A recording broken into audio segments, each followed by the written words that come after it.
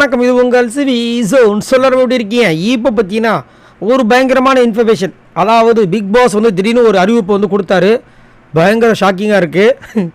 இதுக்கப்புறம் இவங்களோட வாழ்க்கையை நினச்சி ஒன்றும் சொல்கிறதுக்கு இல்லை. ஏன்னா இன்றைக்கி பார்த்தீங்கன்னா ஓட்டிங்ஸ், அதாவது பப்ளிக் மக்கள்கிட்டேருந்து ஒரு விஷயம் வந்துச்சு. ஃபேன்ஸ் ரவுண்டில் வந்து ஒரு கொஷின் கேட்கப்பட்டது. ஒரு வேளை வந்து சமைக்கணும், அது யார் சமைச்சா வந்து நல்லாயிருக்கும் அப்படி கேட்டபோது நம்ம சௌந்தர்யா வந்துட்டு மக்கள் வந்து சமைக்க சொன்னதாக சொல்லியிருந்தாங்க. அதனால் இன்றைக்கி சௌந்தர்யா வந்து அவங்களோட திறமைகள் அத்தனையும் காமிச்சு அவங்களால எவ்வளோ அங்கே இருக்கிற ஹவுஸ் மேட்ஸை வந்துட்டு பழி வாங்கணும்னு நினச்சாங்களோ அந்த அளவுக்கு பழி வாங்கிட்டாங்க. அதில் பார்த்தீங்கன்னா அதுவும் அவங்க செஞ்ச குழம்பு பேர் கண்டிப்பாக நான் சொல்லி ஆகணும். பட்டர் இனிப்பு புளிப்பு குழம்பு. இது வரைக்கும் நீங்கள் உங்கள் லைஃப்லேயே கேட்டிருக்க மாட்டீங்க. தயவு செஞ்சு கேட்டுக்கோங்க. குறிப்பாக இதை வந்து நினச்சி சௌந்தர்யோட ஃபேன்ஸில் அவ்வளோ சந்தோஷப்படுறாங்க. எங்கள் தலை எவ்வளோ சூப்பராக ஒரு குழம்பு கண்டுபிடிச்சிருக்காங்க பார்த்தீங்களா அப்படின்னு.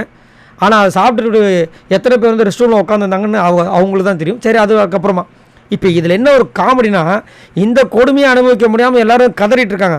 அப்போ திடீர்னு வந்து பிக் பாஸ் வந்துட்டு சௌந்தர்யா அப்படின்றாரு. இவங்க டப்புன்னு எந்திரிக்கிறாங்க. சொல்லுங்கள் பிக் பாஸ் அப்படின்போது, சௌந்தர்யா இன்றைக்கி நீங்கள் நல்லா வந்து பொறுப்போடும் நல்லா ஒரு இன்ட்ரெஸ்டிங்காகவும் பண்ணிங்க, பார்க்குறதுக்கு நல்லா இருந்துச்சு. அதனால் இந்த வாரம் முழுக்க இனிமேல் யாரெல்லாம் இது வரைக்கும் சமைக்கலையோ அவங்க எல்லோரும் சமைக்க போகிறீங்கன்ட்டார். எல்லோரும் சமைச்சா என்னையா சொல்கிறீங்க அப்படின்னு. அப்புறமா சரி யாரெல்லாம் சமைக்கல இது வரைக்கும் எந்திரிங்க அப்படின்போது முத்துக்குமரன் எந்திரிச்சாப்பில். முத்து, ஜெஃப்ரி, பவித்ரா, ராணவ், அருண், சௌந்தர்யா, ரயான் அப்படின்னு சொல்லிட்டு எல்லாருமே எந்திரிச்சிருக்காங்க. இதில் ரயானுக்கு வந்து சமைக்க தெரியும் போல இருக்குது, முத்துக்கு ஓரளவுக்கு தெரியும் போல இருக்குது.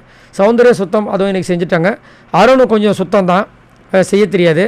ராணவ் ஆனால் இந்த ராணுவுக்கு மட்டும் ஸ்பெஷலாக ஒரு விஷயம் கொடுத்துருந்தார். என்னென்னா அவர் அந்த கையை வச்சு சமைக்க முடியாதுன்ற காரணத்தினால எக்ஸ்ட்ரா ஒருத்தரை ஹெல்ப்பராக வச்சுக்கலாமா. ஏயா என்னையா நடக்குது இந்த பிக் பாஸ் வீட்டுக்கு ஒன்றும் புரிய. சரி, ஓகே.